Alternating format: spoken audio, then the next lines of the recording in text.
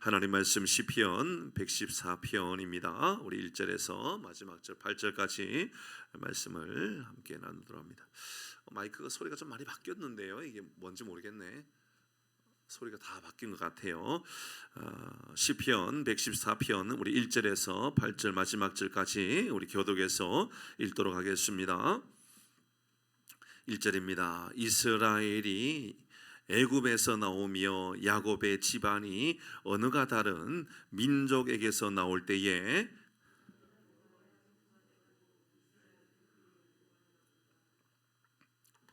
바다가 보고 도망하며 요단은 물러갔으니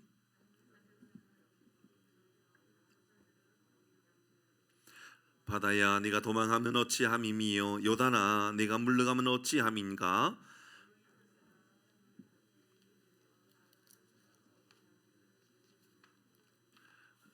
땅이여 너는 주 앞에 곧 야곱의 하나님 앞에서 떨지어다. 8절 같이 합니다. 차돌로 샘물이 되게 하셨도다. 아멘. 아멘. 위로 나오는 소리가 나오고 있는 거죠, 그죠? 소리가 굉장히 좀 투박한 소리가 제 귀에 막 들려요. 그래서 새벽에 이런 소리가 아니었는데 굉장히 민감해집니다. 이런 소리예요. 우리 함께 말씀을 나눌 텐데요. 오늘 이 밤에는 우리 반석이 샘이 되게 하라, 반석이 샘이 되게 하라라는 제목으로 말씀을 오늘 이 밤에도 먼저 좀 나누고 기도하도록 하겠습니다. 오늘 말씀을 읽다 보면 출애굽의 여정 가운데 하나님을 찬양하는 그런 모습으로 들려집니다. 아마도 6월절에 불려졌던 찬양이 아닐까, 6월절에 그들이 불렀던 찬양이 바로 이런 찬양이 아닐까라는 생각을 해보게 됩니다. 여러분, 우리가 잘 알고 있는 것처럼 6월절의 사건은 오늘날 우리 그리스도인에게서 가장 중요한 구원 사건과 유사하다 볼 수 있습니다. 맞죠, 그죠? 이스라엘 백성들이 애굽에서 구원을 받아 출애굽하였던 것처럼 오늘날 이 시대에 우리도 하나님의 사람으로 살아가면서 하나님을 많이 소리만 크전 괜찮습니다. 지금 제가 거리를 두고 하면 더 좋을 것 같습니다. 오늘 이 시대에 우리 그리스도인도 똑같은 것 같아요. 우리 이 땅에 우리 하나님을 알지 못하고 제2의 종로를 하고 살아갔던 우리 하나님의 사람들이 이제 구원의 은혜의 자리로 돌아와 이제 하나님을 알게 되는 이것이 바로 우리 오늘날 이 시대의 우리 그리스도인의 유월절 사건과 유사하다, 이렇게 볼 수가 있을 겁니다.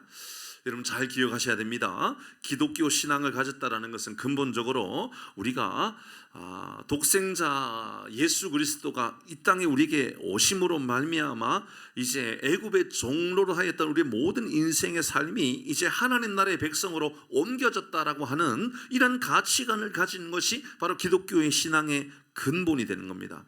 여러분, 우리가 기도하였다 하여서 기독교인이 되는 것은 아닙니다. 오해가 되면 안 됩니다. 나는 기도 많이 해, 그러니까 기독교인이야, 이렇게 말할 수가 없는 겁니다.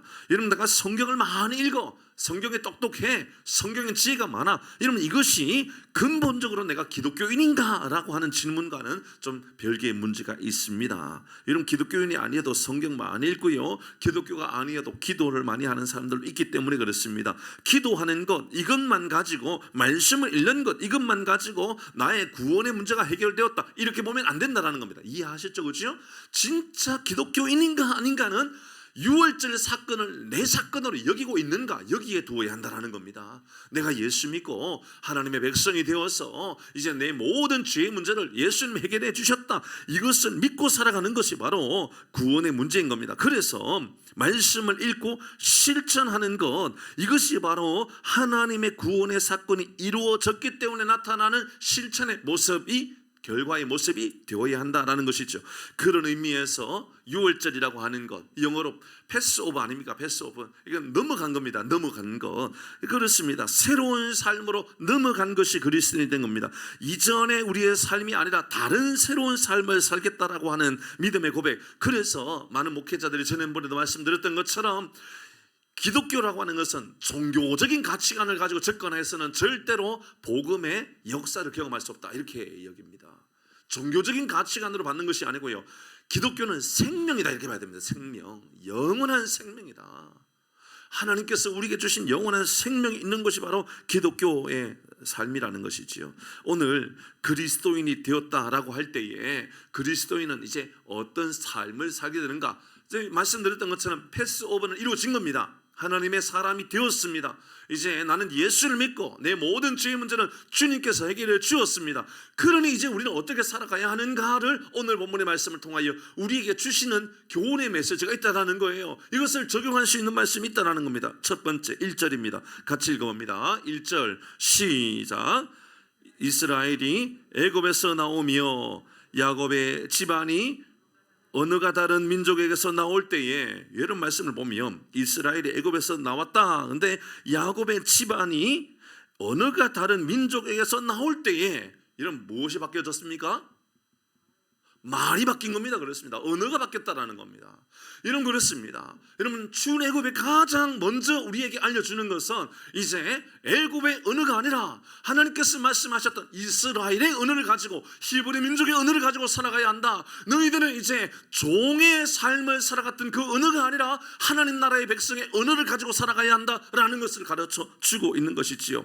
이전에는 애굽에서의 언어를 가지고 살았습니다. 그러나 새로운 나라의 언어가 있다라는 겁니다. 잃어버린 히브리어의 삶을 그들에게 요청하고 있는 겁니다. 여러분 애굽의 종으로서의 언어가 있지요. 예를 들어서 오늘날 이 시대에 원망하고 불평하고 갈등하고 이런 애굽의 언어들이 있습니다. 내가 종이기 때문에 원망하고 다 누구 탓이야, 할아버지 탓이야, 이러면 우리 조상의 탓이야라고 말했던 이런 원망의 언어들, 불평의 언어가 있었던 겁니다. 이집트라고 하는 한 나라의 언어에 대한 이야기가 아니에요. 이것은 오늘날 이 시대에 예수 믿는 사람이 여러분 여전히 불신자와 똑같은 언어의 삶을 살아가는 사람들이 있다라는 겁니다. 그 언어를 벗어버리고 하나님 나라의 백성의 언어의 삶을 살아가는 복이 우리 가운데 있기를 주의 이름으로 축복합니다. 이런 종의 언어가 아니고요, 자녀의 언어가 있다는 거예요. 자녀의 언어. 이런 하나님 나라의 백성의 언어가 있다는 거예요. 여러분은, 우리는 세상의 언어가 익숙합니까? 종의 언어가 익숙합니까? 아니면 하나님 나라의 백성의 언어가 익숙합니까? 여러분 지금 말고요, 우리나라의 조선시대 때나 그 이전의 시대 때 종의 언어와 양반의 언어가 같았어요? 달랐어요? 달랐지요. 근데 당시에요, 나라가 어렵고 힘들면 여러분 양반의 자리를 팔았죠, 그죠? 팔았습니다. 그래가지고 여러분 이 종은 아니어도 여러분 당시에 평민이 여러분 어느 날 양반이 되고 나면 어색한 거예요. 제일 먼저 뭐가 어색할까요? 말이 어색한 거예요. 분명히 옷을 입고 있는 것은 이 양반의 옷을 입고 있는데 말하는 것을 보면 여전히 변화가 없는 거예요. 우리는 어떻습니까? 교회를 다니는데 언어도 바뀌었습니까? 오늘 그 이야기하고 있는 거예요. 새로운 언어의 삶을 우리가 살고 있는가예요. 사랑하는 성도 여러분, 우리의 입술이 새로운 언어가 임하기를 바랍니다. 여러분 원망의 언어는 사라지고요, 불평의 언어는 사라지고요, 다툼의 언어는 사라지고요, 갈등의 언어는 사라지고요, 우리 안에 있는 이런 원수 맺던 모든 언어들은 사라지고 이제 하나님의 언어로 새로워지는 삶을 우리에게 요청하고 있는 겁니다. 그래서 여러분 복음서에 보면 복음을 증거할 때에, 복음을 증거하면 제일 먼저 나타나는 것은 새로운 언어가 우리의 인생에 임한다라고 알려주는 말씀이 있습니다. 마가복음이죠. 16장 17절 같이 읽어봅니다. 시작. 믿는 자들에게는 이런 표적이 따르리니 곧 내 이름으로 귀신을 쫓아내며, 그 다음에 뭐예요? 새 방언을 말하며. 여러분 여기서 말하는 새 방언을 말한다라는 것은 여러분 기도하면서 신비로운 하늘의 언어를 말하는 것이 아니에요. 이것은 이제 다른 언어를 말하고 살아간다는 거예요. 하나님 나라의 백성으로서의 언어의 삶이 있다라는 거지요. 사랑하는 성도 여러분, 우리의 언어를 먼저 점검하십시오. 하나님은 이제 이스라엘 백성들이 애굽에서의 모든 시간들, 여러분 400년의 모든 시간들을 다 청산하고 이제 여러분 광야의 시간을 통하여서, 광야의 40년의 시간을 통하여 언어를 좀 바꾸라고 요청하고 있는 겁니다. 다른 언어의 삶을 살아가라고 요구하는 겁니다. 힘듭니까? 쉬운 일입니까? 어려운 일입니다. 어려운 일이에요. 얼마나 하나님께서 보실 때 어려운 일이었으면 광야의 40년 동안 그들이 애굽의 언어를 이제 버릴 수 있을 만큼 애굽의 광야의 시간을, 애굽에서 광야의 시간을 그들에게 훈련시켰었을까요? 그만큼 어려운 겁니다. 어려운 거예요. 여러분 언어를 말을 할 때요 스스로 조심하시길 바랍니다. 스스로 자신을 돌이켜 보시기를 바랍니다. 제가요 오늘 어느 성도님에게 전화해서요 근 한 15분 20분 동안 제가 사과한 성도님이 계셔요. 이곳에 계시는 성도님이 아니에요. 우리 교회 지금 잘 나오고 있는 성도님도 아니고요. 혹시나 제가 실수한 건 아니에요. 제가 혹시나 흘러가서 제가 표현했던 그 표현이 잘못 가지 않았을까라고 하는 생각이 많이 든 거예요. 왜냐하면 제 의도하고 다르게 표현됐다는 것을 제가 알고 있거든요. 그래서 이러면 안 되겠다 싶어서 전화를 드렸죠. 그랬더니 아니나 다를까 조금은 불편했던 심계가 있었던 게 사실이더라고요. 보시지요. 우리가 언어가 바뀌고 언어가 훈련되어지는 게 이렇게 어려워요. 나는 A를 말했는데 상대방이 A 다시를 듣거나 B로 듣거나 C로 듣기도 한다는 말이지요. 사랑하는 성도 여러분, 이제 우리의 언어가 하나님 나라의 백성의 언어가 되기를 바랍니다. 사랑하는 성도 여러분, 우리의 입술의 언어가 이제 칭찬의 언어, 감사의 언어, 위로의 언어. 여러분 악한 언어들은 입에 재갈을 물려가지고요 모든 것을 다 끊어버리시고 새로운 언어로 삶을 살아가는 복이 우리 가운데 임하기를 주의 이름으로 축복합니다. 세상의 언어를 멀리 하십시오. 하나님의 언어를 가까이 하십시오. 어떨 때는 뉴스를 보거나 혹은 또 영화를 보거나 무엇을 듣다 보면 간혹은 좀 불편할 때가 있어요. 그때요 사실은 제가 불편할 때요 이런 마음이 들어요. 그래 다행이다. 저 말이 내게 불편하게 들리는 것이 다행이다 라고 느껴질 때가 있다고요. 무슨 말인지 알겠지요? 무슨 말이냐면 그들은 욕을 하고 그들은 거짓말을 하고 그들은 이간질을 하는데 아무런 변화가 없는, 아무런 불편함이 없는 거예요. 왜냐? 내가 지금 그렇게 살고 있거든. 나도 욕을 하고 있고 나도 거짓말하고 있고 나도 이간질하고 있고 나도 못된 말을 통해서 다른 사람 해코지하고 살아가요. 그러니까 영화나 드라마나 뉴스나 거기에서 나오는 불편한 언어가 하나도 불편하지 않아요. 그러면 안 된다는 거예요. 사랑하는 성도 여러분, 하나님의 자녀의 언어 하다못해 이러면 우리나라가 예전에 조선시대 때만 해도 신분에 따라 언어가 달랐잖아요. 신분에 따라. 하물며 우리 그리스도인이라고 하는 신분을 가진 사람 아닙니까? 하나님 나라의 자녀의 언어를 가지고 있지 않습니까? 그런데 한번 이렇게 점검해 보십시오. 누가 이렇게 말하더라고요. 지금 내가 친구들과 대화를 하는 그 대화 중에 예수님이 함께하는 시간, 예수님이 함께 동행해도 되는 언어라면 계속해라, 그 말을 하더라고요. 예를 들어서 친구하고 이야기하는데 막 10원짜리 욕을 하고 개나리가 피고 막 그런 욕을 하고 있는데 예수님이 끼었어요 중간에. 그러면 부끄러워질까요? 기분 좋을까요? 기분 좋아요. 여러분 그래도 되는 언어를 하란 말이에요. 그래도 되는 언어. 여러분 악한 언어를 떠나보내고 그리스도인의 언어로 살아가는 거죠. 다시 1절 말씀을 읽어봅니다. 1절 우리에게 주는 교훈이 얼마나 큰지 몰라요. 같이 1절 시작. 이스라엘이 애굽에서 나오며 야곱의 집안이 언어가 다른 민족에게서 나올 때에 언어가 다른 그들은 나의 언어와 다르구나. 세상의 언어와 하나님 나라의 백성의 언어는 다르구나. 두 번째는요 언어가 아니라 그 다음에는 우리의 삶의 땅입니다. 땅. 22절 같이 읽어봅니다. 2절 시작. 유다는 여호와의 성소가 되고 이스라엘은 여러분 이스라엘은 그의 영토가 되었도다. 우리에게는요 하나님 나라의 백성의 영토가 있다라는 거예요. 우리가 거하고 살아가야 할 땅이 있다라는 거예요. 우리는 애굽에서 종로를 하면서 살아가는 그 땅이 우리 땅이 아닌 거예요. 사랑하는 성도 여러분, 노예의 땅이 아니라 하나님 나라의 백성의 땅에서 살아가는 은혜가 있기를 바랍니다. 하나님 나라의 자녀의 땅에서 살아가는 그런 복이 우리 가운데 임해야 되는 것이지요. 사랑하는 교회 여러분, 우리는 구별된 선민 아닙니까? 우리는 하나님께서 택하신 사람 아닙니까? 거짓의 땅에 앉아있지 마시고 오만한 자의 땅에 앉아있지 마시고 악한 자의 땅에 앉아있지 마시고 이제 믿음의 땅에 앉아 주님과 함께 동행하는 것이 우리에게 복이 되는 삶을 살아가기를 바랍니다. 시편 1편 1절 시작.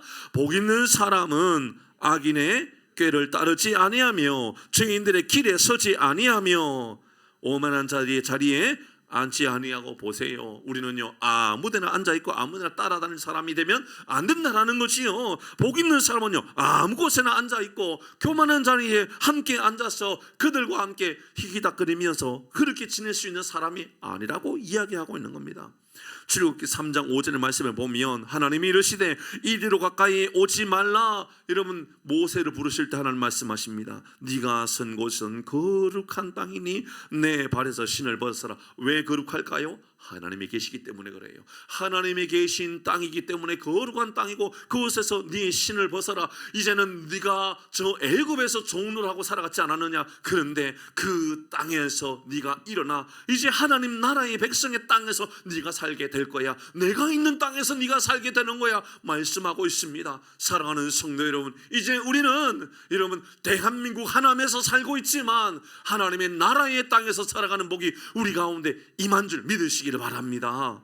여러분 그래서 여호수아에게도 동일하게 말합니다. 5장 15절에 여호와의 군대 대장이 여호수아에게 이르되 내 발에서 신을 벗어라. 네가 선 곳은 거룩하니라 하니 여호수아가 그대로 행하니라. 하나님 우리에게 말씀하셔요. 네가 선 곳은 거룩한다. 네가 선 곳은 거룩하다. 왜 거룩합니까? 하나님이 계신 땅이기 때문에 그렇습니다. 사랑하는 교회 여러분, 이제 우리가 있는 땅은 하나님과 동행하는 땅이고 하나님께서 기뻐하시는 하나님과 함께 하는 땅에서 살아가는 삶을 우리 모두가 살아갈 수 있기를 주의 이름으로 축복합니다.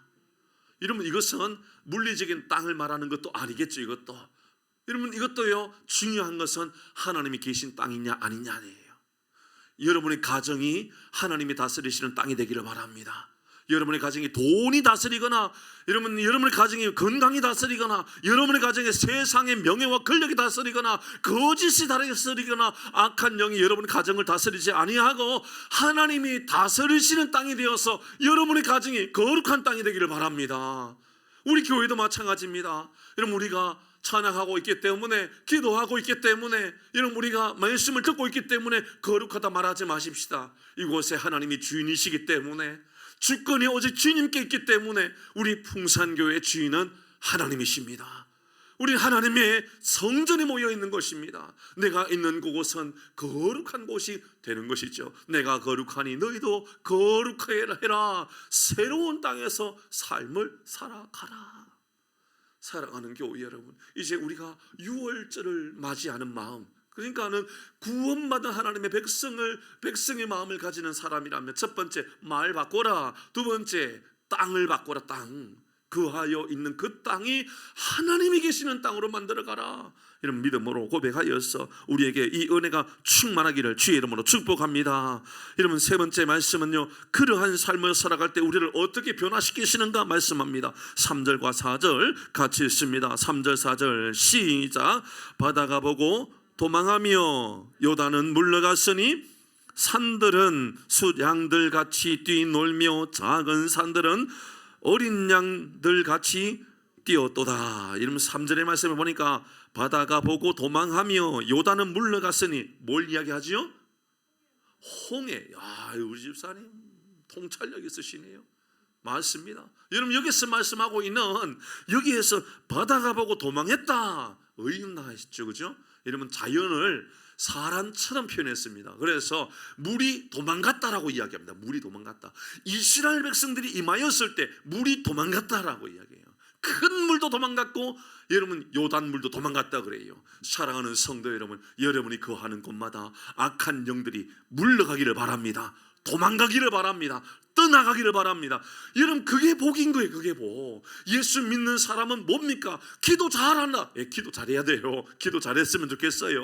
말씀도 많이 알았으면 좋겠어요. 그러나 이것보다도 훨씬 더 중요한 가치가 있다면요, 악한 영이 도망가 버리는 겁니다. 여러분이 있으면 귀신이 도망가기를 바랍니다. 여러분이 있으면 무당이 구절 못하는 역사가 나타나기를 바랍니다. 그래야죠.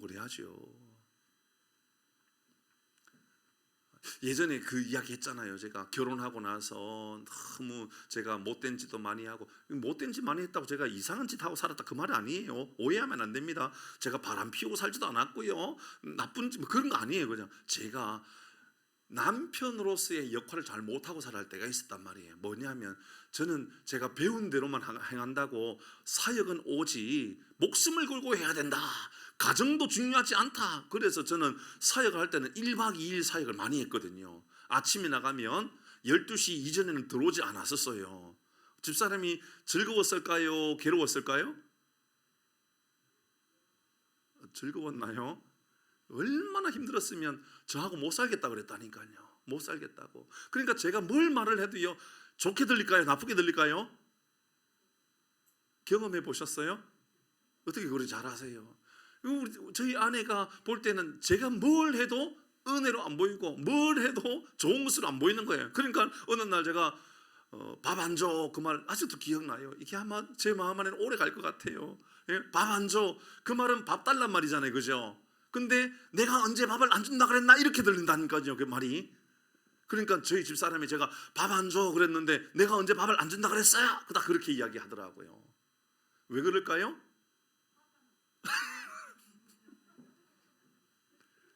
화가 나서 그런 거예요. 화가 나서, 속상해서. 저는 그래도 된다고 생각했어요. 왜냐하면 저는 밤에 12시 전에 어떻게 사역을 마치고 들어올 수 있나, 이러면 새벽 돼서 12시 넘어서 들어가야지, 훈련도 하고 막. 참 못됐죠. 그러면 안 되거든요. 그렇게 사역하다 보니까는 제가 집에 들어오면 제 마음이 편안할까요? 불편할까요? 저도 불편한 거지요. 그래서 집에 들어와서 딱 누웠는데 제 인생 처음이자 마지막으로 가위 눌림이라는 게 생겼잖아요. 가위 눌림.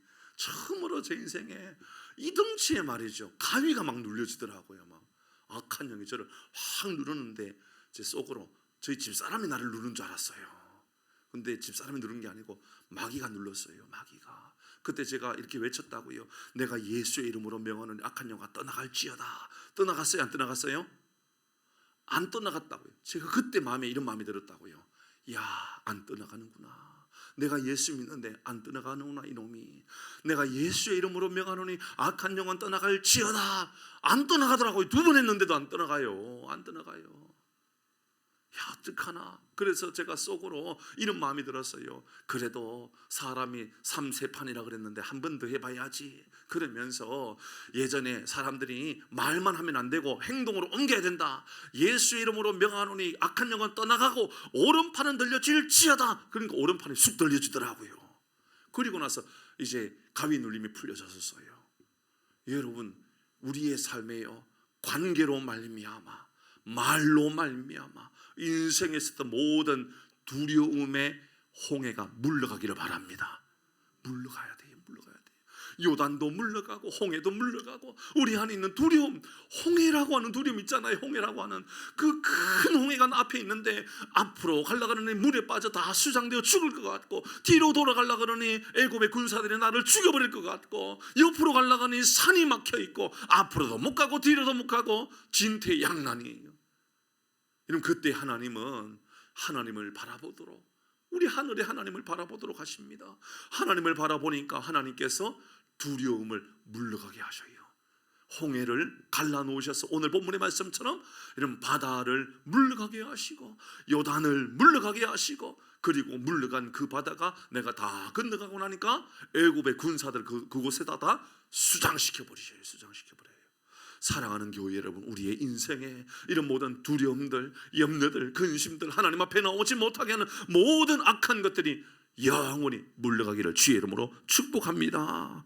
이런, 그러니 시인이 얼마나 기뻤을까요? 그 기쁨이 이루어야지 못하니까 이러면 산들이 숫양같이 뛰어놀고 있다라고, 기쁨으로 춤추고 있다라고 이야기하고 있습니다. 살아가는 성도 여러분, 두려움이 물러가고 근심이 물러가고 기쁨으로 춤추고 감사가 넘쳐나는 삶을 우리 모두가 살아가기를 바랍니다. 시편 68편 3절 시작.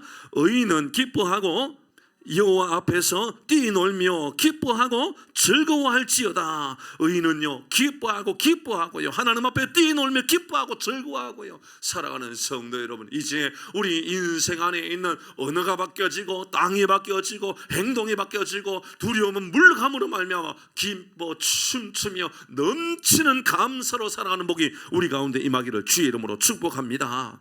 우리가 이렇게 찬양하며 삶을 살게 된 이유가 어디에 있습니까? 여러분 5절과 6절의 말씀에 보면 어찌함인가 계속해서 이야기하고 있습니다. 5절에 바다야 네가 도망하며 어찌함이냐, 요단이 네가 물러가며 어찌함이냐. 6절에 네 산들아 수양들 같이 뛰놀며 작은 산들아 어린 양들 같이 뛰놀며 어찌미냐, 어찌하여 이러한 놀라운 일들이 일어났느냐라고 이야기합니다. 이렇게 기쁨이 넘쳐나는 이유가 어디에 있습니까? 이런 두려움이 물러가고 감사가 넘쳐나게 된 이유는 어디에 있었던 겁니까? 8절 이렇게 말합니다. 8절 시작. 그가 반석을 쳐서 못물이 되게 하시며 차돌로 샘물이 되게 하셨도다. 살아가는 성도 여러분, 절대로 답이 없을 것처럼, 절대로 해결할 길이 없는 것처럼 보여지는 그곳에서 하나님의 은혜를 베풀어 주심으로 말미암아 샘물이 터져나게 되는, 생명수가 흘러가게 되는, 그래서 우리의 인생에 영원한 생명을 힘입고 살아가는 복이 우리 가운데 있기를 바랍니다. 말씀을 마무리합니다. 여러분에게 인생에 불가능할 것처럼 보여지는 것이 무엇입니까? 하나님의 손길이면 반석에서 물이 나옵니다. 하나님의 손길이면 두려움의 바다가 물러가게 되어 있습니다. 요단도 물러가게 되어 있습니다. 이 홍해도 물러가게 되어 있습니다. 그리고 하나님께서 주시는 놀라운 은혜로 은혜는 이제 새로워지고 내가 살고 있는 내 땅도 이제는 종으로서의 땅이 아니라 하나님 나라의 땅에서 거하고 살게 되는 것이죠. 이것이 바로 우리가 말하는 믿음입니다. 믿음이 뭡니까? 언어가 바뀌시는 것이고요. 믿음이란 삶의 자리가 새로워진 것입니다. 염려와 근심의 바다는 물러가고 기쁨으로 춤추는 것, 이것이 믿음입니다. 왜 그렇게 되었습니까? 반석에서 샘물을 주심으로 생명을 영원히 우리에게 주셨기 때문입니다. 오늘 이 밤에 생명 샘을 경험하는 밤이 되기를 바랍니다. 하나님께서 기쁨을 주시는 이 은혜를 경험하는 놀라운 복이 우리 모두에게 임하기를 주의 이름으로 축복합니다.